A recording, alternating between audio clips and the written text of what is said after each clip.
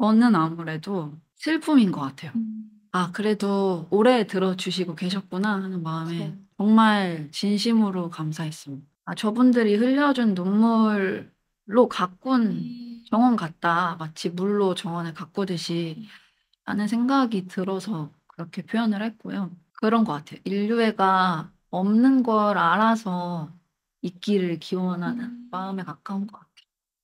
춘추는 항상 전화 찬스처럼 썼거든요 제가. 근데 결국 그 서로 싸우고 있는 사람들도 서로 혐오하고 있는 사람들도 지쳐 보였거든요 맞아요. 결국에는. "나 좀 화나게 하지 마."라고 말하는 게 아니라 "나 좀 이해해 줘."라고 말하는 거잖아요. 음. 그 저 개인을 이해하실 필요는 없어요. '누구 하나가 성장해 가는 이야기를 본다.'라는 생각으로 들어 주시면 재밌지 않을까 합니다. 음이온 라디오. 네, 안녕하세요. 깊고 길게 더 가까이 음악 이야기를 나누는 음이온 라디오의 호스트 조혜림입니다. 반갑습니다. 와. 네. 윤지영님 인터뷰를 하게 됐는데, 윤지영님, 네. 안녕하세요. 안녕하세요 혜림님. 네. 네, 지영님, 짧게 간단하게 자기소개 좀 부탁드립니다. 안녕하세요. 싱어송라이터 윤지영입니다. 네. 지영님 첫 정규 나의 정원에서가 작년에 발매가 되고 네. 꽤 시간이 좀 흘렀지만 계속 회자가 되는 것 같아요. 그리고 2023년이 끝나고 이제 연말 결산 같은 걸 여기저기서 많이 하잖아요. 네. 거기서 다들 2023년 최고의 명반 아. 윤지영의 나의 정원에서 이렇게 많이들 언급해 주시고 네. 또 2023년에 놓쳐선 안 되는 음반으로 또 나의 정원에서를 많이들 언급해 주고 계세요. 네. 지금 소감이 어떠신지? 네. 어 그 앨범 처음 제작할 때 나눴던 팀원들끼리 나눴던 얘기 중에 네. 뭔가 좀 오래 그 한순간에 소비되는 음악 말고 '좀 오래 들을 수 있는 앨범이 음. 됐으면 좋겠다.' 하는 얘기를 나눴었는데 네. 발매하고는 크게 와닿진 않았거든요. '과연 그런 앨범이었는가.'를. 음. 근데 한 6 개월 지나고 이제 연말쯤에 그런 얘기 나오는 거 보면서 '아 그래도 오래 들어 주시고 계셨구나.' 하는 마음에 그쵸. 정말 진심으로 감사했습니다. 저도 앨범 나오고 나서 네. 많이 듣기도 했지만 인제 한 번씩 한 번씩 또 생각나서 듣기도 하고 주변에 추천을 굉장히 많이 했었거든요. 감사합니다. 예. 앨범 자체도 어쨌든 전반적으로 듣기도 더 좋고 네. 이제 좀 편안하게 듣기가 좋은 곡들이 좀 많았고 어떤 상황에서 들어도 좀 어울리는 그런 곡들이 좀 많았다고 생각을 해요.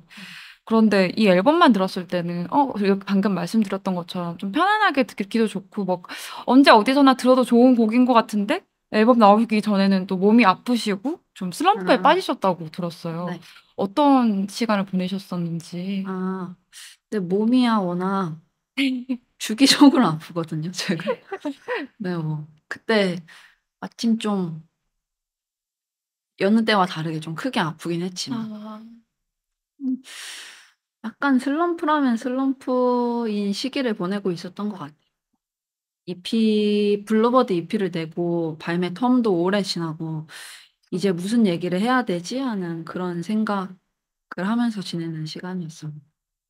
지금은 몸 괜찮으신 거죠? 지금은 네 아주 깨끗하다고 하네요. 다행입니다. 네.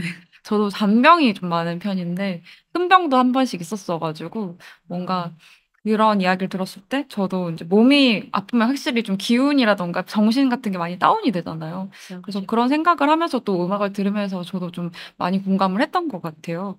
근데 그런 힘든 시기를 거쳐서 만든 앨범이지만 보통 그런 힘든 시기가 있으면 좀 힘든 자신의 힘듦을 음악에 넣을 수도 있잖아요. 네. 그런데 이번 앨범 같은 경우에는 막 슬픔이나 괴로움보다는 작고 은은하지만 좀 반짝반짝 음. 희미하게 빛나는 그런 네. 그런 위로와 희망을 노래해 주시거든요.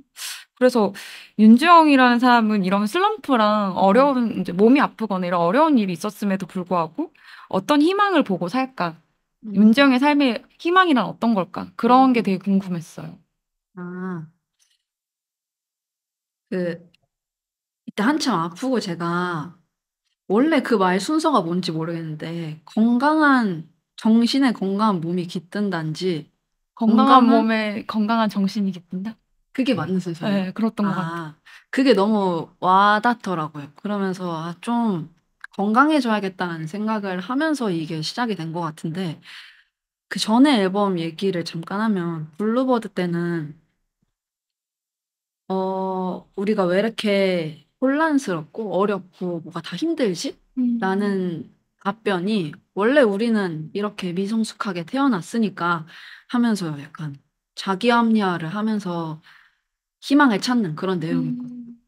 근데 얼마 안 지나고 몸도 좀 아파보고 하니까 그게 너무 염세적인 마음인 것 같은 거예요. 그게 진짜 희망도 아니고 되게 얼레벌레 그 순간에 회피한 것 같다라는 생각이 들면서 아, 이제는 진짜 그거를 인정하는 건 인정하는 거고 진짜 괜찮은 사람이 되어야지 건강한 몸과 건강한 정신을 가져야지라는 생각이 들었는데 시작이 반이라고 하잖아요. 그래서 그 생각을 한 것 자체가 희망이다. 그래서 그 희망이 작다고 표현을 하셨는데 그 희망이 어떻게 생겼다, 희망을 봤다 이런 이야기보다 희망이 어디 있는지는 알겠다. 작은 희망을 이야기하는 그런 앨범이었습니다. 이제 안 아프세요? 아, 저도 진짜 많이 아팠던 적도 있고, 귀도 안 좋아졌어가지고, 한쪽이 들렸다가 안 들렸다 한 적도 있었거든요. 그래서 치료를 하셨나요? 치료를 좀 받기도 했는데, 사실 뭐 수술을 해라는 곳도 있었었고, 전국에 있는 병원들 좀 유명한 교수님 찾아다녔었거든요. 그런데 이제 다들 좀 처방이 달라서, 그런데 몸이 좀 전반적으로 건강해지니까 좀 자연적으로 낫는 것도 네. 있어가지고, 지금은 그냥 내버려 두고 살고 있긴 해요. 근데 이제 진짜 아플 때는 뭐 식이도 해야 되고 막 뭐 못 먹는 것도 너무 막 소금이나 간장 같은 거 아예 짠 걸 저는 못 먹게 했었거든요. 그래서 그런 것도 막 조정도 하고 진짜 좀 몸이 이제 근육통 같은 거 너무 많이 오고 그래서 되게 응급실도 몇 번 가고 그런 적이 있었는데 근데 확실히 그런 시기 좀 지나서 좀 건강해지니까 그때 진짜 우울했었거든요. 사람이 정말 전반적으로 좀 회색형 인간에 맞아요. 가깝게 이렇게 웅크려져 있었는데 확실히 몸이 건강해지니까 다 나은 것 같고 모든 기관에 그러니까 사실 뭐가 아프다 싶으면 온 동네가 다 아픈 것 같잖아요. 맞아요. 배만 아픈 게 아니고 귀도 아픈 것 같고 눈도 아픈 것 같고 그랬는데 그런 것들이 다 좀 돌아온 느낌? 확실히. 그리고 확실히 좀 뭐 걷기라도 많이 하고 뛰기라도 좀 많이 하고 하면서 좀 루틴을 만들다 보니까 좀 많이 나아진 것 같다. 그런 생각이 좀. 다행이군요. 그 지영 씨도 많이 나아지셨다니 너무 음. 다행. 그러면 지영 씨는 그 희망이라는 거를 뭐 본인이 생각했던 그때 안 좋았을 때 생각했던 그런 목표에 이제 도달할 만큼 희망을 발견하신 건가요? 도달하진 않았던 것 같아요. 근데 그냥 어디 있다, 어디로 가야겠다, 어떻게 살아야겠다, 그냥 그거를 생각했다는 것 자체가 희망이라고 생각했던 것 같아요. 위태로운 청춘과 냉소적임이 줄어들었어요. 원래는 약간 네. 위태위태한 느낌이 있었잖아요. 노래 속에서. 근데 그런 것들이 좀 줄어들고 누군가를 용서하는 마음도 있고. 특히 저는 거미야 미안해가 진짜 너무 가사도 귀엽지만 정말 와닿기도 했거든요. 그런 작은 벌레를 잡고도 미안해하고 잠을 설치는 그런 마음이 너무 다정한 거예요. 너무 좀 사랑스럽기도 하고 네. 따뜻한 마음인 것 같고. 근데 또 다른 인터뷰들을 제가 이번에 만나기 전에 막 찾아봤는데 스스로가 다정하지 않다고 말씀을 하셨길래 아니 이렇게 다정한 사람이 이렇게 다정한 가사를 쓰는 사람인데 윤지영은 그럼 다정하기 위해서 더 노력을 하는 사람인 걸까? 아니면 자기 안에 사실 다정함이 있지만 부끄러워서 말을 하지 못하는 사람일까? 이런 부분도 좀 궁금하긴 했어요. 근데 진짜로 겸손의 의미가 아니라 별로 안 다정하다고 생각해요. 그리고 진짜 다정한 사람은 없다고도 생각하거든요. 이미 맞아. 사람들은 본능적으로 이기적으로 태어나고 자기만 생각해야 살아남을 수 있으니까. 근데 그 세상에는 너무 많은 나가 있잖아요. 이게 나만 나인 게 아니라 혜리님도 나고 맞아요. 혜리님도 나잖아요. 근데 그 저 사람들도 나임을 인지하면 배려하고 이해할 수 있는 것 같아요. 그리고 그게 다정이라고 생각하고 그래서 다정은 원래 노력하는 거라고 생각했던 것 다정함이라는 게 제일 쉽게 잃기 좋은 거라고 생각하거든요. 사람들이 네. 조금만 본인이 힘들면 다정한 걸 가장 먼저 맞아요. 놓는 것 같아요. 맞아요. 사실 다정함이란 거 노력을 해야 되는 거고. 모든 사람들에게 다정해야지라고 생각하지만 조금만 힘들어지면 그 모든 사람들이 나한테도 다정하기가 너무 어려우니까 맞아요, 이 맞아요. 다정함이란 게 가장 읽기 쉬운 것인 것 같아요. 윤지영이 생각하는 세상을 향해서 이제 다정함이라는 거는 어떤 형태가 어떤 태도인지 좀 더 자세히 설명해 주시겠어요? 가정은 친절이랑은 좀 다른 것 같은데 동변상련이라고 하잖아요. 같은 병자를 맞아요. 안타까워한다고 그거에 가까운 것 같아요. 그러니까 친절하고 진짜 착한 마음보다는 이해하고 서로 안타까워하는 것 같다고 생각합니다. 지영 씨는 본인의 코어가 어떤 감정이라고 생각해요? 보통은 이제 뭐 사랑인 사람도 있고 난 다정하기 위해서 노력해 이런 사람들도 있는데 그럼 윤지영 씨라는 사람에게는 어떤 감정이 본인의 코어라고 생각해요? 재밌는 질문이에요. 왜냐면은 얼마 전? 근데 이게 주기적으로 생각하는 거긴 한데 사람마다 그 사주팔자처럼 그쵸. 타고난 체질과 타고난 성격이 있는 것 같거든요. 맞아요. 저는 아무래도 슬픔인 것 같아요. 별로 안 다정하다고 생각해요.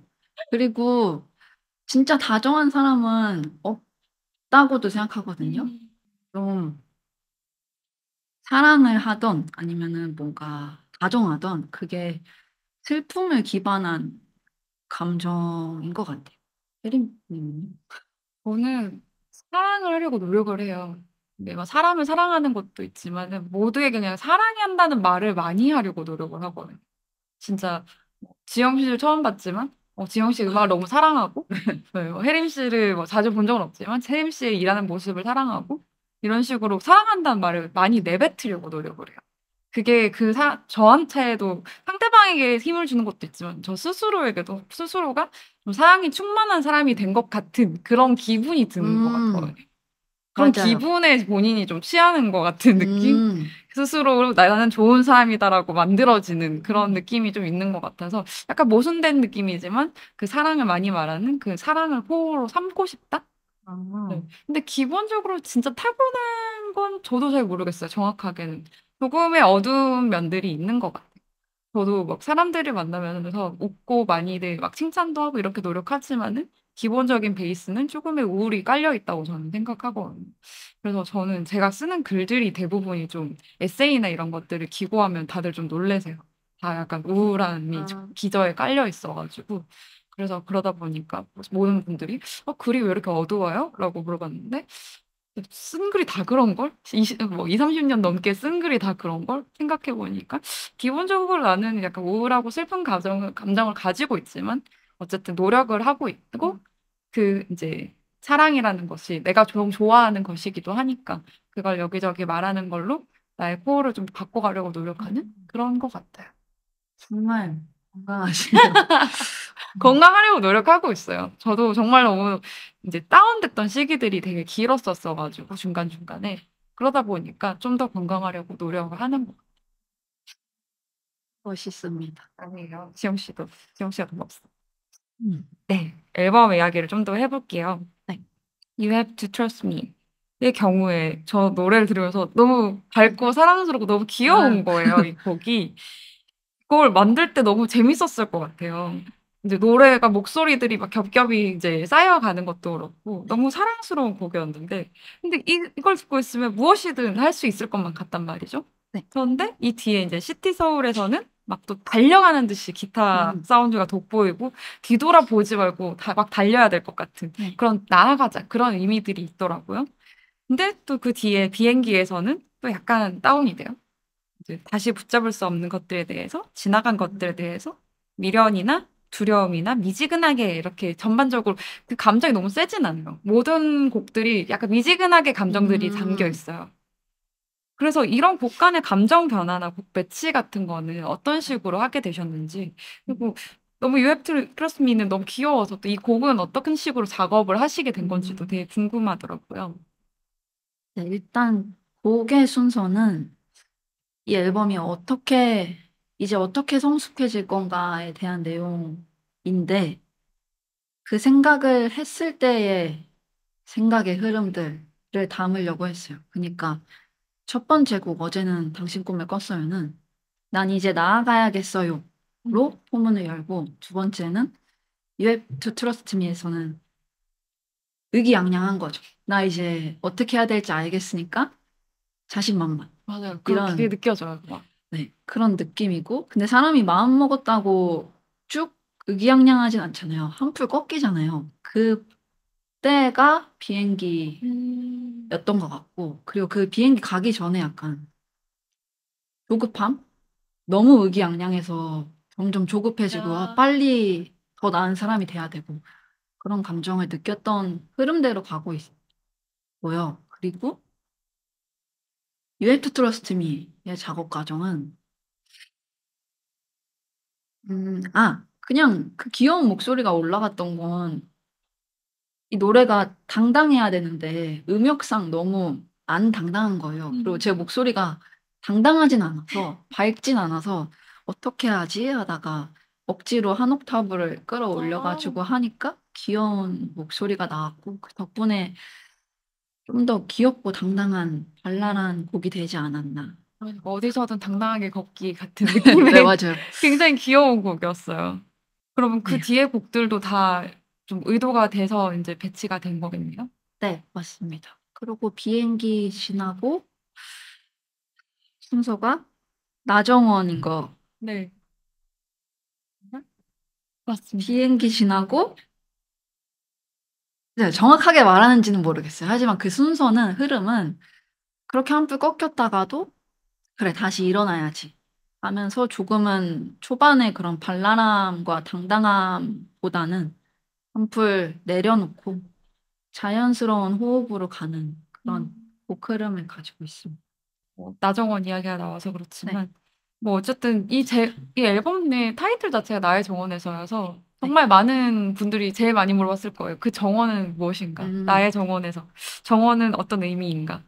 윤주영이 앞으로 커져가는 희망을 이게 키우는 정원인가? 윤주영이 앞으로 무엇을 키우는 정원일까? 아니면 윤주영이 뭔가를 거기다 심어놨을까? 그 정원의 정체가 무엇인가에 대해서 많이들 물어보셨을 것 같아요. 네. 정원은 어떤 의미인가요? 정원은 처음 이 노래 쓸 때 나의 정원에서라는 가사가 그냥 툭 튀어나왔는데, '이 가사가 왜 튀어나왔지?'라고 생각을 하다 보니까, 어쨌든 제가 노래를 쓸 수 있는 거는 들어주시는 분들이 있기 때문에 쓴다고 생각하거든요. 근데 들어주시는 분들이 유독 제 노래가 밝은 노래가 아니다 보니까 위로가 됐습니다. 뭐 공감을 합니다. 눈물이 납니다. 이런 얘기를 해 주셔서, 저분들이 흘려준 눈물로 가꾼 정원 같다. 마치 물로 정원을 가꾸듯이 라는 생각이 들어서 그렇게 표현을 했고요. 그래서 이거는 당신들의 자산으로 눈물로 가꾼 정원이니 여러분들이 쉬었다 가세요 하는 그런 곡입니다. 너무 좋은 것 같아요.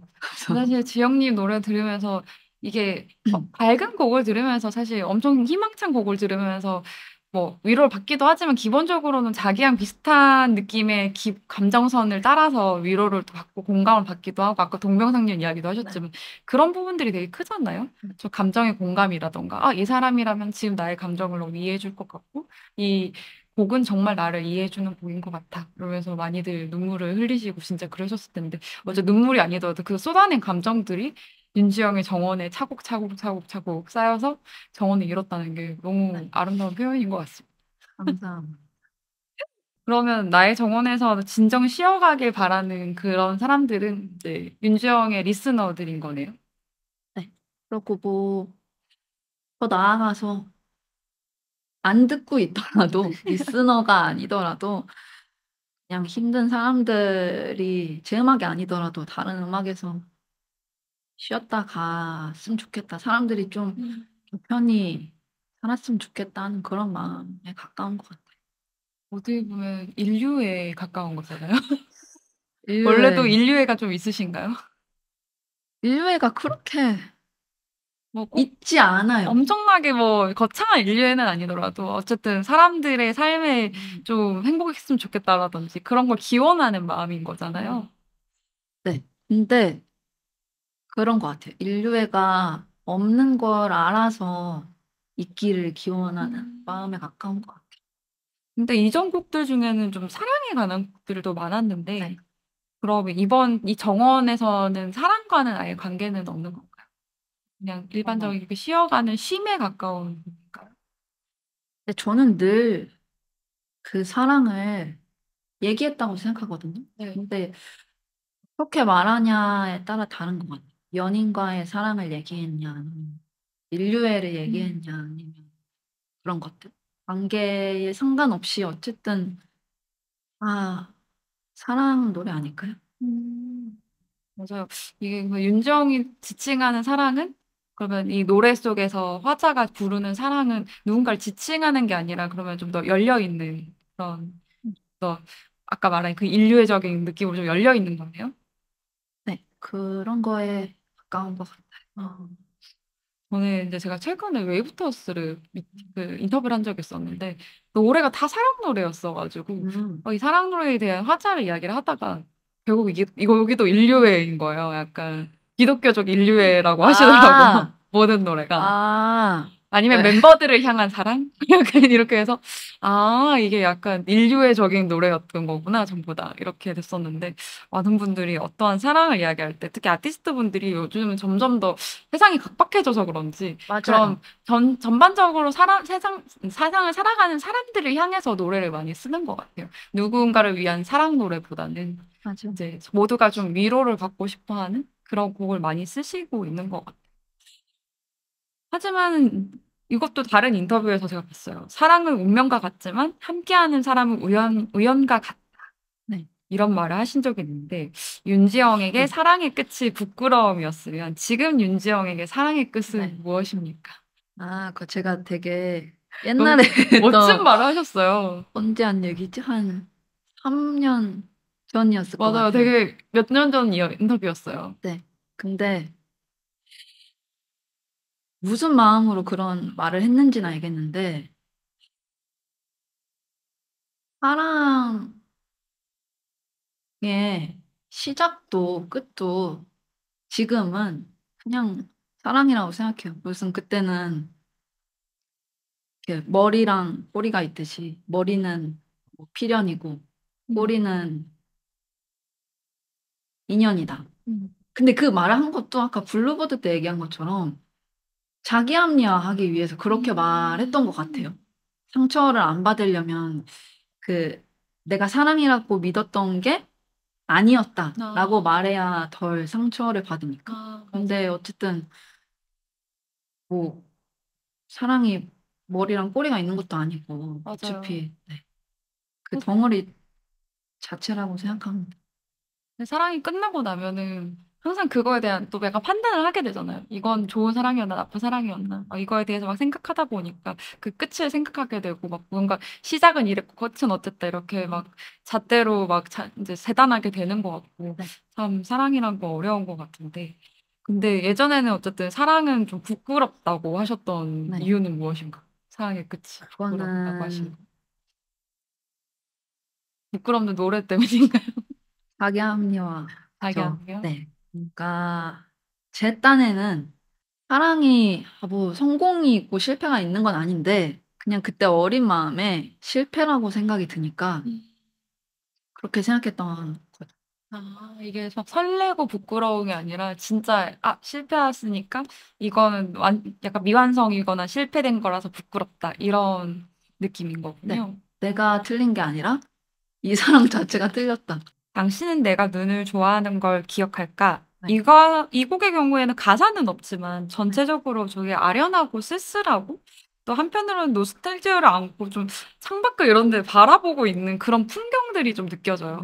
좀 성숙해진 자아, 약간 헤어지고 나서 성숙해진 자아를 가진, 뭐 꼭 헤어진다고 해서 성숙해지는 건 아니겠지만 그런 사람이 밖을 바라보는 그런 그림이 그려지는 그런 곡이기도 한데 이렇게 가사 없는 곡을 앨범에 삽입하게 된 이유는 무엇이고 또 이 곡이 의미하는 것이 어떤 것인지 좀 알 수 있을까요? 가사가 없었던 이유는 원래 초반에 글은 있었거든요. 이 노래를 쓰기 전에. 그 이미 세상을 떠난 사람에 대한 이야기인데 눈이 엄청 오는 날 뭔가 저 산이 너무 크니까 저기에 어떤 사람이 숨어 있어도 내가 모르겠다는 생각이 든 거예요. 그래서 그 사람한테 쓰는 편지 형식으로 글을 써 놓고 그거를 나레이션으로 녹음을 해 놓은 다음에 네. 반복 재생해 놓고 그 위에다 피아노 연주를 얹어서 완성을 했는데 그렇게 하니까 연주곡이 돼 버려서 연주곡을 쓰고 싶기도 했지만 그 글을 굳이 가사로 바꿀 필요가 없어진 거예요. 이미 하려고 하는 말하려고 했던 감정이 다 담긴 것도 같고. 그치만 궁금하시다면 그 글이 나레이션으로 올라가는 버전이 유튜브에 있습니다. 그걸 들어보시면 좋을 것 같아요. 그거 꼭 들어봐야겠어요. 지영 씨는 원래 좀 작업을 하실 때 가사를 먼저 쓰시거나 아니면 어떤 산문이나 뭐 일기 같은 걸 써놓고 그거에 맞춰서 곡을 좀 쓰시는 편이신가요? 원래는 동시에 쓰는 걸 좋아했거든요. 앉아서 대신 그 자리에 앉기 전에 하고 싶은 말이 있어야 돼요. 하고 싶은 말을 가지고 의자에 피아노 앞에 앉아서 그 말을 배틈과 동시에 멜로디를 쓰는 걸 좋아하는데 그래서 저는 어디 가면은 동시에 써요라는 말을 했거든요. 근데 얼마 전에 생각해 보니까 어쨌든 그거를 생각을 글로 안 남겨 놨을 뿐이지 네. 글이 있어야 곡을 쓸 수 있는 건 맞는 것 같아요. 가사를 다 만들어 놓진 않더라도. 이 곡에 이어서 그래서 다행인 나를의 인트로가 흘러나올 때 저는 앞에 곡이랑 좀 이어지는 것 같아서 이렇게 반주가 엄청 길었던 것 네. 같이 좀 그런 느낌이 들면서 약간 벅찬 느낌도 있고 좀 이게 너무 아름답다고 표현한 것밖에 없어요. 너무 아름다웠어요, 곡이. 그래서 약간 역시나 눈을 좋아하는 걸 기억할지 궁금한 그 사람이 다 잊을 수 없는 사람을 포함이 되는 건지 그것도 좀 궁금해졌거든요. 이 곡이 너무 이어지는 것 같다 보니까. 그 사람이 이 사람과 동일한 건 아닌데 그래서 다행인 나를 그러니까 그다나라고 말하는 그 곡 안에서 내가 이해하고 싶고 내 사람이라고 표현하는 그 큰 덩어리 안에 들어가 있기는 것 같아요. 그럼 이제 실제로 지금의 윤재영은 어떤 사람들의 잘못이든 사랑의 실패든 아니면 사랑의 배신까지는 아니지만 약간 어떤 무너짐에 있어서 좀 다 이해하고 용서하는 힘을 좀 가지게 됐나요? 아닌가요?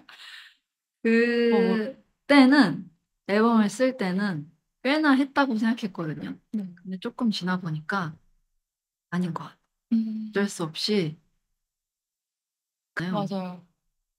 죽기 전에 야 성공하지 않을까.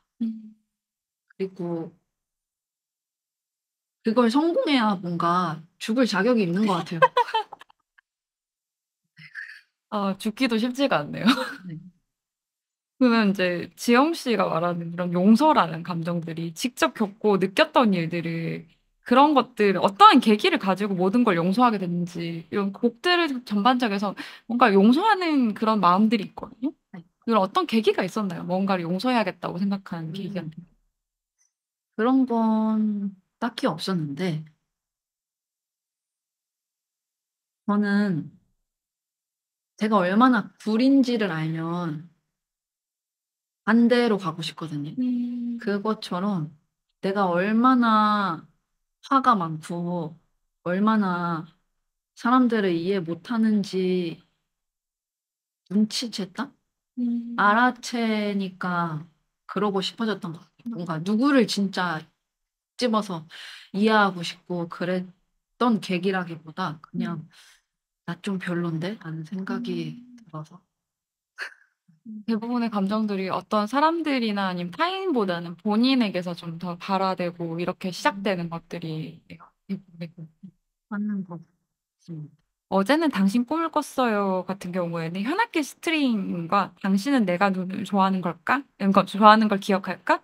는 아까 말씀하신 피아노 연주로 시작되는데 이게 다 약간 클래식적인 요소가 좀 있어요.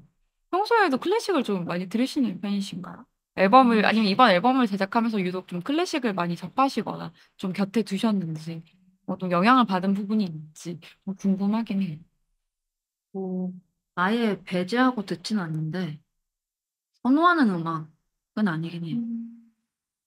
근데 유독 그때 작업하러 가는 길에 많이 듣긴 했거든요. 그 춘추 작업실 가는 내내 맨날 소년 합창단 음악 듣고 클래식 이야기해 주는 유튜브 듣고 하긴 했는데 그건 이미 곡이 나온 이후라 그쵸. 그런 클래식적인 요소가 들어갔던 건 아마 이게 성숙함을 얘기하는 앨범이다 보니까 그거를 어떤 악기가 제일 잘 표현할 수 있을까라고 생각했을 때 스트링이었어 가지고 그렇게 된 것 같습니다. 앞으로도 약간 기존의 곡들을 좀 스트링으로 편곡하거나 이럴 생각도 있으세요? 음. 그때 작업해 보니까 사실 제가 잠깐 바이올린을 키긴 했거든요, 어렸을 때. 근데 그때는 안 멋있다 생각했어요. 이 클래식은 안 멋있고 밴드가 멋있다. 락이 멋있다라고 생각했는데 그때 작업하면서 연주자분들 보는데 너무 멋있는 거예요. 그래서 뭐 자주 써 봐야겠다. 그리고 윤지영 음악에 잘 묻어나는 악기인 것 같아서 자주 써도 무리가 없겠다라고 생각은 하긴 했어요. 그러니까요. 전반적으로 좀 중간중간 그 배치된 것들이 너무 앨범에 잘 녹아들어 가지고 전반적으로 이런 식으로 편곡을 해서 공연을 하셔도 너무 어울리겠다라는 생각이 좀 들었었거든요. 2020년 후반부터 2022년까지 정규곡을 썼다고 들었어요. 네, 한 2년 정도 정규곡을 쓰신 건데 2023년에도 새로운 곡을 좀 많이 써 놓으셨을 것 같아요. 첫 번째 정규가 나오기까지 꽤 오랜 시간이 걸렸고 중간에 어쨌든 공백기도 있었었는데 이제 뭐 이미 정규가 나온 지 뭐 얼마 안 됐다고 보면 어떻게 얼마 안 됐다면 얼마 안 됐을 수도 있는데 그럼 다음 정규는 언제쯤 만날 수 있을까요? 어쨌든 사주 곡이 보는 것 같아요. 그러니까. 네. 자, 윤재용 씨 다음 일자는 언제로 잡으실 겁니까? 목표는 네. 내년? 내년? 그러니까 오. 2024년 말고 2025년이면은 정말 좋을 것 같은데 네. 이게 오래 걸리는 제 나름의 이유가 있거든요. 네. 곡을 써야지 하고 곡을 쓸 수 있는 사람은 아닌 것 같아요, 저는. 할 얘기가 쌓여야 쓸 수 있어서 네. 좀 텀이 오래 걸리는 것 같은데 일단 조금은 쌓여서 그게 정규까지는 아니지만 B앨범을 낼 정도로는 쌓여서 올해는 일단 EP를 내고 내년에 정규를 내어라 라고 생각합니다. 지금 방금 약간 계시 네. 내듯이 내년엔 스스로. 내어라. 네. 내년에는 내라 윤지영. 그리고 아까 뭐 인제 일기 뭐 이런 이야기가 나와서 그랬는데 어쨌든 거미야 미안해 같은 경우에도 뭐 내용이 마냥 귀엽진 않지만 가사는 좀 귀엽기도 하고 근데 좀 전반적으로 좀 직설적이에요. 지영 씨의 모든 노래들이 전반적으로 이게 은유가 있고 이렇다기보다 정말 솔직하게 그냥 직설적으로 많이 가사를 쓰시더라고요. 뭐 "너는 나의 그늘이 좋대. 나를 믿어줘." 같이 인제 고백 같은 것도 되게 직설적이고 혹은 하나의 인제 산문을 읽는 느낌인 거예요. 이제 그림이 그려진다고 해야 되나? 가사들이? 그래서 가사들이 그림이 그려지다 보니까 매일 밤 그냥 일기를 쓰는 윤지영이 좀 그려지고 막 그런 부분들이 있더라고요. 그래서 평소에도 아까 전에도 뭐 이어져 질문이지만 그러면 기록 같은 거를 좀 많이 하시는 편이신가요? 매일매일 기록을 하신다든가. 매일 쓰지는 않는데 그래서 일기라고 말하기에는 좀 그런데 약간 코 팽 풀어서 버리듯이 갑자기 쓴 글들? 그 되게 짧은 뭔가 휴지 조각에 쓴 것 같은 글들을 엄청 많이 쓰기는 해요. 일기 정도까지는 아니고 그 순간에 저는 확실하게 보는 걸 좋아하거든요. 그 순간에 무슨 감정이 들면 찝찝하게 '이게 무슨 감정이지?'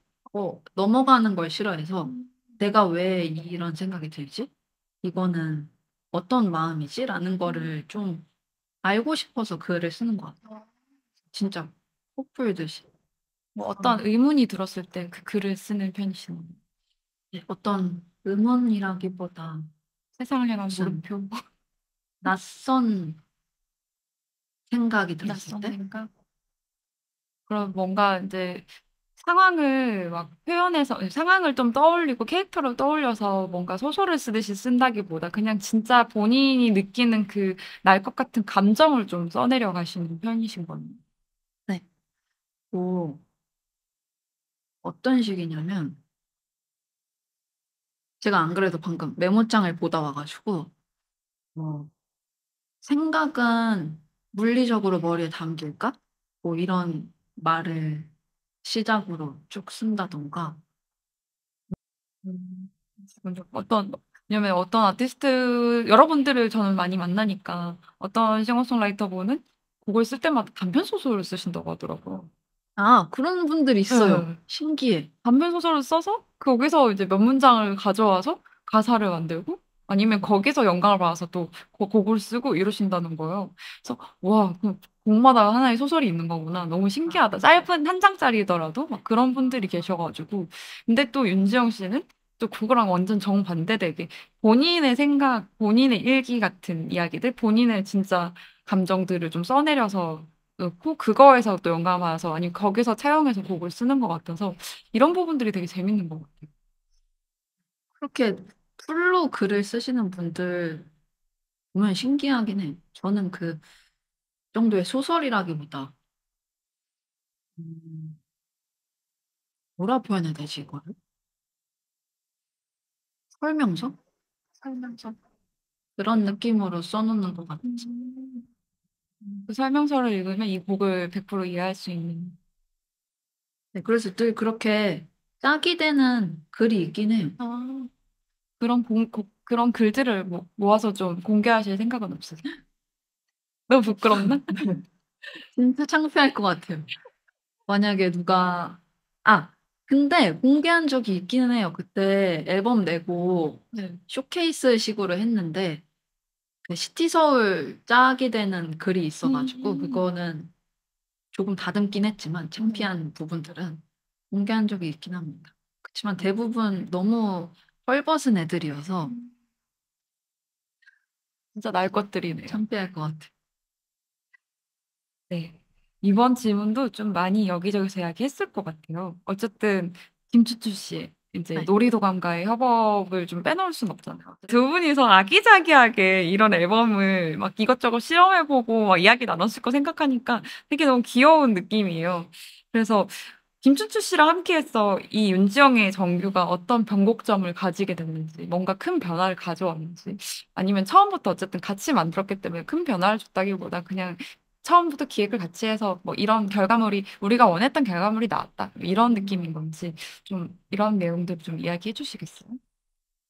변곡점일 수도 있는데 많은 좀 유한 의견을 내는 것? 그러고 좀 더 고민을 많이 할 수 있었던 앨범인 것 같아요. 사공이 많으면은 산으로 간다고 하잖아요. 네. 근데 사공이 하나여도 문제거든요. 음. 왜냐하면 길을 잃어도 답을 아는 사람이 없으니까 맞아. 그게 좋았던 것 같아요. 저는 되게 고집이 있어서 직진만 하는 것 같다는 생각이 들 때가 있거든요. 많은 걸 고려해 보지 못하고 도착해서 '어 맞다.' 하는 그런 순간들. 근데 누가 같이 가니까 적어도 중간중간에 멈춰서 '우리가 진짜 가려고 했던 길로 가고 있는가?' 아니면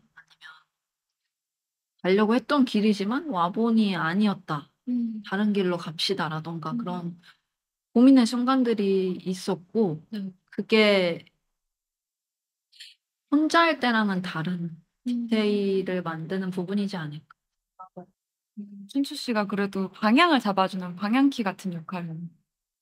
춘추는 항상 전화 찬스처럼 썼거든요 제가. 네. 같이 충분히 일단 생각 동기화를 하고 시작을 해서 쭉 가다가 네. 의문이 들 때 버튼을 이렇게 콱 누르면 약간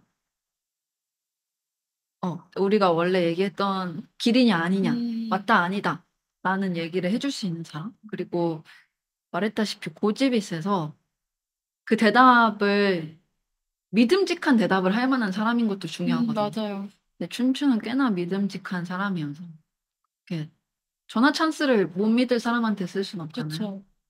그런 포인트였습니다. 전화 찬스라는 말이 너무 재밌네요. 그러면 이번에 새롭게 발매된 새로운 싱글 Love is Everywhere에 대해서 이야기를 해보겠습니다. 이번 싱글에 대해서 한번 소개를 멋지게 해주십시오. 멋지게. 멋진 이야기는 아니고 네. 좀 슬픈 이야기인데 네. 요즘 유독 아까 저희 사담할 때도 그런 얘기 나왔던 것 같은데 유독 팍팍한 것 같아요, 요즘 세상이. 맞아요. 그래서 사람들이 점점 알게 모르게 멀어지고 있는 것 같은데 그게 너무 양극단에 향하고 있어서 맞아. 견고하게 서로 이제 이야기를 들으려고조차 안 하는 끝과 끝에 쓴 것 같거든요. 그러고 매일 싸워요. 그렇기 때문에. 근데 또 보면 왜 싸우는지조차 잊은 것 같은 싸움을 한단 말이죠. 이게 너무 무섭다면 무서운 감정인데 어쨌든 무서운 싸움을 끝낼 수 있는 건 우리 마음속에 있는 사랑이지 않을까? 사랑이었으면 좋겠다 하는 마음으로 쓴 노래입니다. 세상이 너무 양극화돼 있고 서로를 혐오해요. 맞아요. 그게 너무 마음이 아프고 가끔 너무 무서워. 맞아요. 맞아요. 이게 이 세상의 끝은 어떻게 되려고 이렇게까지 서로를 미워할까? 이렇게 미워하다 보면은 진짜 이 세상은 그냥 그냥 어떻게 보면은 종말이 오는 게 아닐까? 막 이런 생각이 들 정도로 너무 네. 사람들의 마음이 말라 있어요. 메말라 있고. 그런 상황인데 지난 앨범에서 나의 정원에서에서 이제 그 작은 희망을 이제 이야기하셨다면 그 작은 희망이 이제 세상 모든 사람에게 닿길 바라는 마음으로 이렇게 정원에서 이제 꽃이 피어난 것 같아요. 조금 성장해서 꽃이 피어나서 그 온기가 세상으로 좀 퍼져나가고 약간 혐오하는 사람들 좀 멈춰줬으면 하는 마음으로 이렇게 퍼져나가는 것 같거든요. 사실 그런 혐오로 가득한 세상에서 사랑이라는 게 어떻게 보면 진짜 더 중요하고 소중하고 진짜 약간 유니콘 같은 존재가 된 것 같기도 네. 해요. 서로 사랑하고 싶어 하지도 않잖아요, 이제 사람들은. 네. 그것조차 되게 싫어하는 사람 상태가 되었으니까요. 하지만 이제 그래서 이제 사랑이란 게 이제 너무 지키기 어렵고 아까 다정함과도 비슷한 것 같아요. 이제 좀 지키거나 이어가기 너무 어려운 가치가 된 것 같아요. 그런 모든 감정들이. 그러면은 윤재영 씨는 이 곡을 쓰면서 어떤 마음가짐, 어떤 생각, 어떤 감정을 가지고 곡을 썼는지 좀 궁금하거든요. 처음 그 감정을 느꼈을 때는 분노나 안타까움에 가까웠던 것 같거든요. 한참 막 뉴스 보면은 칼부림 사건 많이 맞아요. 났을 때 이게 한두 번 봤을 때는 무섭고 '어떻게 이런 일이 났지?' 싶었는데 5-6번 연달아 나니까 화가 나고 속이 막 답답한 거예요. 맞아. 그래서 좀 '그러면 안 되지.' 하는 그런 손가락질 같은 마음으로 쓰기 시작했는데 네. 쓰다 보니까 그래도 사람들이 그만했으면 좋겠다. 이런 서로를 향한 혐오를 멈췄으면 좋겠다라는 생각이 들었던 것 같아요. 되게 신기한 것 같아요. 이게 처음에는 좀 그걸 혐오하는 사람들을 약간 혐오하는 감정일 수도 있잖아요. 그 맞아요. 손가락질하는 감정. 그게 어느 순간 사랑으로 변했다는 게 모두가 사랑하는 마음이 되었으면 좋겠다로 변했다는 그 감정선의 변화가 되게 재밌는 것 같아요. 뭐 혹시 어떤 계기 같은 게 있으신 건 아니죠? 그렇다기보다 근데 결국 그 서로 싸우고 있는 사람들도 서로 혐오하고 있는 사람들도 지쳐 보였거든요, 맞아요. 결국에는. 진짜 서로한테 화가 나서 싸운다기보다 '진짜 나도 그만 싸우고 싶은데 그만하는 법을 모르겠어서 싸우고 있는 그런 느낌? 그래서 아, 나도 막 이 사람들을 그렇게 판단하고 미워할 게 아니라 나도 이 싸움을 그만하고 싶고 사랑하고 싶고 한데 저 사람들도 그러고 싶지 않을까? 맞아. 생각에 다다랐던 것 같아. 이제 좀 갈 곳을 다들 잃은 것 같아요. 그냥 혐오를 주입당한다고 해야 되나? 사람들이 서로 싫어하는 마음이 이제 디폴트가 되다 보니까 그런 혐오를 좀 더 주입당하게 되고, 그것을 벗어나려고 해도 사방이 혐오로 깔려 있어서 약간 길을 잃어버린 그런 느낌이 좀 많이 드는 되게 슬픈 요즘인 것 같아요. 네. 곡에서 가사에 보면은 널 안아달라고 더 외치기만 해라고 했는데 결국 사람들은 서로 미워하면서 자신만을 사랑해달라고 갈구하는 것인지. 그러니까 서로 미워하는데 그럼에도 불구하고 나는 사랑해줘라고 말하는 음, 약간의 이기적임인 건지. 네. 혹은 사실 너무너무 사랑을 받고 싶은데 그 형태와 방법을 모르고 진짜 틀리고 그냥 방법 자체를 모르는 것인지. 이런 거에 대한 궁금증이 생기더라고요. 이 노래를 듣고 있다 보면. 그건 어, 더 그렇게 화내지 말고 음. 사실 너한테 필요한 건 나 좀 봐줘잖아. 네. 그러니까 사랑해달라고 말을 해. 약간 이거에 가까웠던 것 같아. 화내지 말고 우리 이야기를 해볼까? 하는 마음으로 쓰는 가사. 그러게요. 지금 다들 막 혐오나 되게 나쁜 말들을 외치는 사람들도 마음속 깊은 곳에는 사랑이 필요하고 뭔가 관심을 받고 싶고 맞아. 어떻게 보면 진짜 관심을 받고 싶은 그 어린아이 같은 표현의 방법인 것 같아요. 네, 노래 속의 사랑은 사랑의 온기가 부족하지만 안아달라고 외치는 그런 어린아이가 떼쓰는 듯한 그런 모습들이 있는데 사랑을 주는데 사람들이 진짜 요즘은 다 어색해하고 낯설어 하는데 네. 오늘날 사람들이랑 그 너라는 사람이 되게 많이 닮아 있는 것 같아요. 그래서 그 너가 진정 원하는 건 그러면 관심과 사랑인 거겠죠? 네. 뭔가 그 사람들은? 이라고 하기엔 너무 전 아닌 것처럼 발빼는 것 같아서 죄책감이 드는데, 그러니까 우리는 나 좀 화나게 하지 마라고 말하는 게 아니라 나 좀 이해해줘라고 말하는 거잖아요. 맞아요. 네. 그렇다고 생각합니다. 그래도 지영 씨 같은 경우에는 어쨌든 노래로 자신의 이야기를 하고 좀 많은 사람들이 지영 씨를 이해했다고 생각하세요? 이해하고 있는 것 같아요. 제가 느끼기에는. 이제 많은 사람들이 음악을 찾아 듣고 또 공감을 하니까 좀 지영 씨에 대해서는 많이 이해하고 있지 않을까 라는 생각을 하는데 좀 사람들이 이해를 하고 있다고 생각하세요? 저를 저 개인을 이해하실 필요는 없어요. 그냥 제 이야기를 빗대어서 제 이야기를 토대로 좀 더 좋게 살아갔으면 좋겠는 거지. 그렇게 다자를 상대로 제가 배려받고 싶은 생각은 없었던 것 같아요. 모두가 인간 윤주영을 이해할 필요는 없다. 네, 그냥 본인 옆에 있는 사람을 이해하면 되지 않을까요? 근데 이 곡이 막 시작할 때부터 저는 되게 홀리하다는 느낌이 들었거든요. 약간 세례받는 느낌 같이 곡이 막 시작되고 좀 목소리도 이렇게 겹겹이 쌓여가다 리버브가 걸리는 것처럼 이렇게 들려가지고 약간 신 같은 윤지영이 뭔가를 전원하는 듯한 느낌 네. 그런 느낌이 들어서 되게 영화 오프닝에 나오는 그런 깔리는 음악 같기도 하고 그런 나레이션 같은 느낌도 들었고 그 부분이 되게 재밌었는데 그게 그런 부분이 좀 더 요즘 이 각박한 세상에 너네 이렇게 해야 돼라고 알려주는 듯한 그런 느낌이 들었어요. 네. 근데 이제 이런 형식이 약간 이렇게 이거 걸리고 좀 곡이 좀 훌려졌다가 또 약간 내려왔다가 다시 좀 그렇게 리버브가 걸리고 이런 식으로 곡이 계속 변주가 되고 있는데 이 부분은 어떤 식으로 연출이 된 건지 좀 설명해 주시겠어요?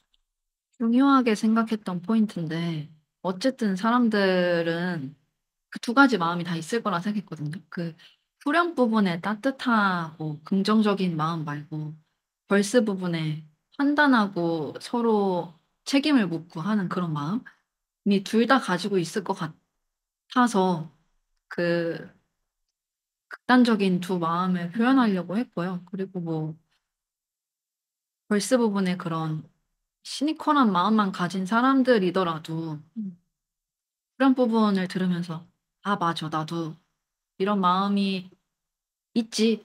하는 생각이 들었으면 좋겠다는 마음으로 썼어요. 음. 그럼 작년에 나왔던 좀 앨범과 정규 앨범이랑은 좀 차별화되는 포인트 같은 게 있을까요? 이번 싱글이? 어떻게 보면 약간 너 아까 말했던 것처럼 정원에서의 뭔가 확장인 것 같긴 한데 좀 다른 부분이 있거나 좀 더 신경 썼거나 좀 차별화되는 부분이 있는지 좀 궁금해요. 막 그렇게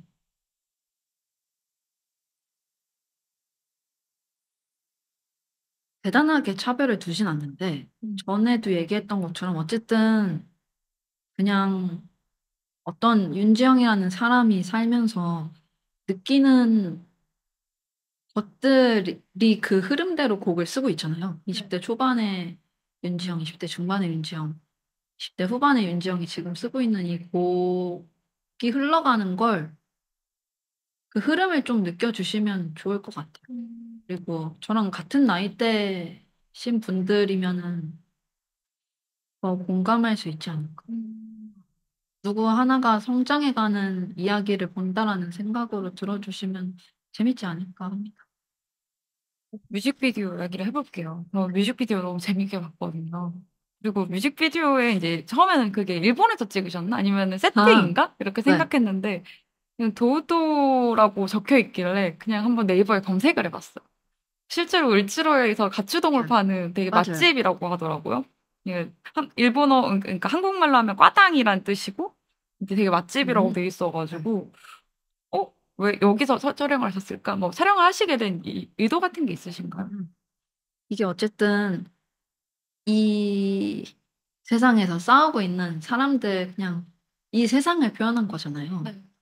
그래서 사적이지 않은 공간에서 싸우고 있는 사람들을 담고 싶었는데 그런 공간은 되게 많았거든요. 네. 처음에는 뭐 폐지하철역이기도 했고 어떤 큰 뭐 이태리 레스토랑이기도 했고 카페기도 했고 했는데 어쨌든 이 싸움이 더 난장판으로 보이려면 공간이 작고 좀 이렇게 낑겨 있는 느낌이 나야 될 것 네. 같아 가지고 그중에 제일 작았던 공간으로 골랐어요.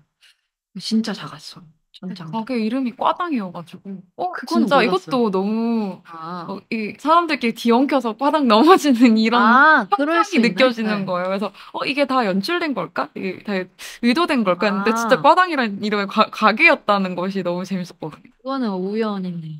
한 번도 일본어를 할 수 있는 사람이 없어서 그냥 도쿄 그냥 일본어 이름이구나 생각하고 있었는데. 지금 제목 그 가게 이름마저 꽈당. 꽈당. 사람들끼리 부딪히고 싸우고 서로 이러다가 꽈당 넘어지는 그런 형상을 표현하는 느낌이어가지고 되게 재밌었던 것 같아요.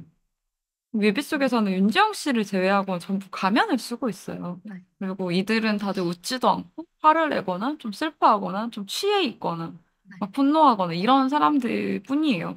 아까 지금까지 막 윤지영 씨가 말한 그 혐오하는 세상, 서로를 혐오하는 사람들의 얼굴 같죠? 그들이 네. 가진 표정 같기도 하고요. 그 윤지영 씨는 곡 속의 목소리, 아까도 말했지만 약간 홀리하게 리버브 걸린 그런 목소리처럼 약간 그런 그 사회를 내려다보는 신 같아요. 그 네. 뉴진스 뮤비의 양조위 같은 역할. 아. 약간 그런 것처럼 좀 신처럼 이렇게 내려다보고 있는 것 같단 말이에요. 그 여기에서 윤지영 씨를 이제 왜 제외한 모든 사람들 가면을 쓴 이유나 윤지영 씨가 그 뮤직비디오에서 하는 역할이 어떤 역할인지 좀 설명해 주시겠어요?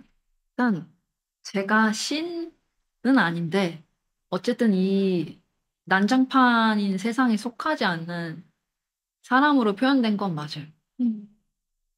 그런 사람이 있어야 그 싸움을 멈출 요소가 있을 것 같아서 그 사랑 어떻게 보면은 그냥 사랑이라는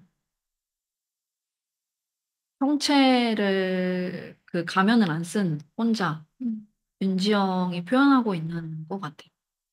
그리고 말씀하신 것처럼 가면을 쓰고 있는 사람들은 요즘 세상을 살고 있는 그런 각박한 사람들인데 가면을 쓰고 있는 이유는 어쨌든 뭐가 씌었다고 하잖아요. 네. 가면 안에는 여기 사람 있어요. 처럼 가면 안에는 다 나랑 똑같은 사람들이 있다. 이거는 가면일 뿐이다. 약간 이런 표현을 하고 싶었습니다. 마지막에 지영 씨가 다 가면을 벗겨주잖아. 네. 여기 안에 이제 진짜 너가 사람이 있다는 걸 표현하신 거네요. 네. 아까 얘기할 때 이 싸우고 있는, 분노하고 있는 사람들도 지쳐있고 이거를 그만두고 싶어 할 것 같다라는 얘기를 한 것처럼 맞아. 그 가면을 벗은 막 화가 나고 일그러진 가면 안에는 너무 지쳐있는 사람들이 있도록 표현했습니다. 사람들이 울고 있더라고. 까만 눈물을 흘리면서. 네. 뮤비 제작하면서 뭔가 좀 더 신경 쓰셨거나 좀 기억에 남는 에피소드 같은 것도 있으세요? 신경 썼던 건 이거 가면 제작을 네. 다모 작가랑 함께 했는데 그 이전에 싱글 마일럽 때 커버 작업해주고 그리고 팝업 스토어로 뭐 굿즈도 같이 만들었던 작가님이거든요. 근데 작가님이랑 무조건 해야겠다라는 생각으로 이 앨범을 시작했는데 네. 그래도 무섭진 않아야 된다. 이게 이 곡과 이 뮤직비디오는 동화라고 맞아. 생각을 했는데 그거를 가면을 좀 귀엽게 만드는 작업을 했었습니다. 가면이 다들 화가 나 있지만은 약간 우스꽝스러운 느낌이지 막 엄청 무서운 느낌은 아니긴 해요. 진짜 가면들이. 네. 근데 그 전에 버전은 약간 무서웠어요. 그래서 프로테스탄 느낌 네. 같고. 좀 귀여워 보이면은 성공이에요. 맞아요. 좀 귀여워 보였어요. 귀엽지만 좀 화가 나 있고 좀 답답해 보이고 또 회색이잖아요, 얼굴이. 뭔가 답답해서 사람 혈색이 바뀐 듯한 그런 느낌도 좀 들고. 그런데 그 가면을 벗겨졌을 때 그 눈물을 흘리는 모습들이 되게 기억에 많이 남았었거든요. 감사합니다. 그러면 네, 이제 윤지영의 어쨌든 세상이 이제 아까 정원에서 확장이 됐고 이제 세상을 찬찬히 위로하면서 둘러다 보다가 이제는 뭐 시는 아니라고 했지만 사람들의 그런 모습을 목도하고 있어요. 자신의 이야기를 넘어서 이제 타인의 시선 그리고 제3자 같은 절대자의 시선으로 곡을 쓰는 게 저는 되게 재밌는 것 같아요. 이게 지금까지 사실 윤지영 씨의 곡들도 본인이 주인공이라는 느낌이에요. 물론 본인의 노래를 쓰는 거지만 본인이 주인공이라기보다는 두 번째, 세 번째 사람으로서 약간 지켜보는 느낌. A인데 뭐 B가 지켜보는 이런 식으로 좀 지켜보는 느낌들이 다 있거든요. 왜 이제 본인을 완전히 1인칭으로 두지 않는지 되게 궁금해요. 네, 앨범 소개에도 제가 우리라는 말을 많이 쓰고 아마 가사에도 가사에 우리 몇 번 썼을까? 되게 많이 많이 썼을 것 같거든요. 쓰셨어요. 우린 그렇죠.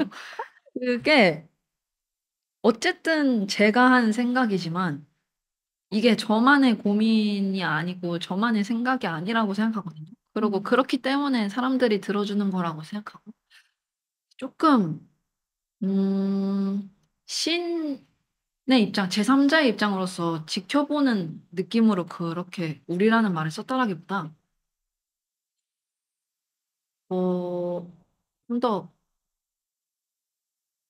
겸손한 마음으로 이게 나만 느끼고 나만 깨달은 게 아니라 너도 그럴 거고 그냥 이 세상 모든 사람들이 그러지 않을까 하는 마음으로 쓰다 보니까 조금 1인칭에서 멀어지게 되는 것 같아요. 지금 다 같이 그냥 연대하는 마음이네요. 이게 뭔가 작가라서 내가 작가적인 시점으로 보거나 뭐 신적인 시점으로 보는 게 아니라 그냥 우리 다 같이니까 이거를 이제 제3의 입장처럼 이렇게 보게 되는 그런 부분이 있는 거군요.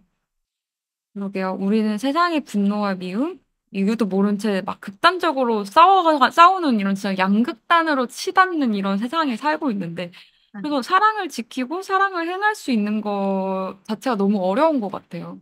지영 씨 어쨌든 사랑은 지금 에브리웨어에 있다고 하셨는데 우리가 사랑을 지키기 위해서 어떤 노력을 해야 될까요?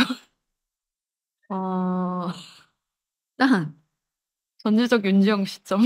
제 생각은 대화를 해야 하지 않을까라는 음. 생각을 하고요. 아까 말했던 다정함처럼 거창한 친절은 아니더라도 저들도 다 사람이다라는 생각으로 안타까워하고 좀 이해하는 마음을 베풀어야 되지 않을까 합니다. 저부터 그래야 되겠지만. 이 묘미를 만들고 이 곡을 만들면서 꼭 전하고 싶은 메시지 자체도 그런 거네요. 네. 어떻게 보면 제일 하고 싶은 말은 우리가 해결할 수 있어인 것 같아요. 이렇게 난장판이 됐지만 이거를 해결할 방법도 우리한테밖에 없다. 인 것 같아요. 그러게요. 사람들 모두가 좀 깨닫고 사실 이걸 해결하는 거는 나 자신이라는 거를 좀 깨닫고 행할 수 있으면 참 좋겠어요. 이번 곡도 전화 찬스 많이 쓰셨나요? 맞아. 조나찬스를 초기 앨범 디자인할 때는 조나찬스라고 하니까 좀 미안한데 춘추랑 같이 해볼까 했어요. 네. 왜냐면 한 번에 프로듀싱으로 끝내기에는 아쉬운 거예요. 어떤 프로듀서가 있을 때 여러 앨범을 함께 하면서 어떻게 둘이 발전해 나가는지를 보는 게 또 그런 재미가 있잖아요. 그렇죠. 근데 한 번으로 마치기에는 합도 좋았고 둘 다 만족하는 작업이었어서 연달아 다음 앨범을 좀 같이 했으면 좋겠다 싶었는데 좀 일정으로 안 맞기도 했고 그렇다고 다른 사람이랑 해보자니 딱히 마음 가는 사람도 없어서 다시 좀 혼자 해보자라는 마음으로 혼자 작업을 했고요. 그리고 너무 소중한 시간이었어요. 혼자 오랜만에 뭔가 진득하게 생각할 수 있는 시간이었어서. 네. 어쨌든 이번 곡은 정말 많은 분들이 좀 들어주셨으면 좋겠어요. 어쨌든 우리가 사랑을 해야 된다는 그 마음을 좀 모두가 좀 깨달았으면 좋겠고 진짜 이 새해라서 그런지 너무 이 곡이 잘 어울리네요. 네. 제발 좀 정신 차리고 사랑하자. 서로 미워하지 말자. 약간 새해를 시작하면서 너무 어울리는 노래인 것 같아요. 2024년 이제 한 달 막 지나가고 있어요. 올해 뭐 계획 세워놓은 거 있으세요? 원래 또 잘 안 세우는 것 같아요. 신년 계획을. 근데 새해를 만끽하긴 해요. 그 리셋된 깨끗한 느낌? 뭐 핸드폰 초기화한 것처럼 뭔가 새로운 내가 된 느낌? 새해 되자마자 제일 먼저 들은 곡은 무엇인가요? 그것도 원래 늘 챙겼거든요. 근데 그거는 안 챙겼고 그냥 되게 느끼하긴 한데 딱 새해 되고 비비안 저희 강아지한테 사랑한다고 해줬어요. 너무 좋네요. 진짜 사랑은 모든 곳에 있고 여기 이미 윤지영은 지금 사랑을 말하고 있고 여기저기에 이게 너무 좋은 것 같네요. 네, 오늘 인터뷰 이제 마무리 해보려고 합니다. 네. 네, 비비안에게 사랑을 외치는 그 모습이 사랑을 속삭였겠죠? 네, 그 외치면 놀래기 때문에. 그러니까 속삭였겠죠? 네. 그 모습이 너무 그려져가지고 너무 사랑스럽고 너무 귀여운 것 같아요. 네, 그러면 어쨌든 이제 마무리하면서 마지막으로 하시고 싶은 말씀이 있으시거나 좀 팬들에게 하고 싶은 말, 어쨌든 새해 초니까 좀 여러 가지 이야기 좀 해주시겠어요? 아까 제가 리셋이라고 표현했는데 또 새해가 밝았으니까 약간 이 새해 찬스를 누려서 아쉬운 것들은 2023년으로 밀어버리고 좀 좋은 것만 가져가는 2024년이 됐으면 좋겠습니다. 알겠습니다. 오늘 인터뷰 잘 마무리된 것 같습니다. 수고하셨습니다. 고생하셨습니다. 마무리 멘트. 또 까먹을 뻔했어요. 네. 오늘 음이온 라디오는 촬영 장소는 하티앤디라고 손코피님과 무가수님께서 일하시는 곳인데요. 장소 협찬해주신 두 분께 감사드립니다. 그리고 음이온 라디오는 유튜브 음이온 라디오 채널에서 비디오 팟캐스트로 보고 들으실 수 있고요. 스포티파이, 애플 팟캐스트 등에서 여러 팟캐스트 채널에서 오디오 팟캐스트로도 들으실 수 있습니다. 업데이트 소식과 하이라이트 영상은 인스타그램 음이온 라디오 계정에 올라오고 있으니 많은 구독과 팔로우를 부탁드립니다. 그리고 음이온 라디오는 많은 분들 도움으로 함께 만드는 방송입니다. 출연, 광고, 협찬 등의 문의하실 내용들은 디퍼런거 스트롱거가 아니죠. 디퍼런거 클로저 gmail.com 이메일 계정으로 보내주시면 감사하겠습니다. 수고하셨습니다. 감사합니다. 고생하셨습니다. 추운데 너무 고생하셨어요. 이제 괜찮으세요? 아, 저는 저는 완전 따뜻해요. 진짜요? 추운데 너무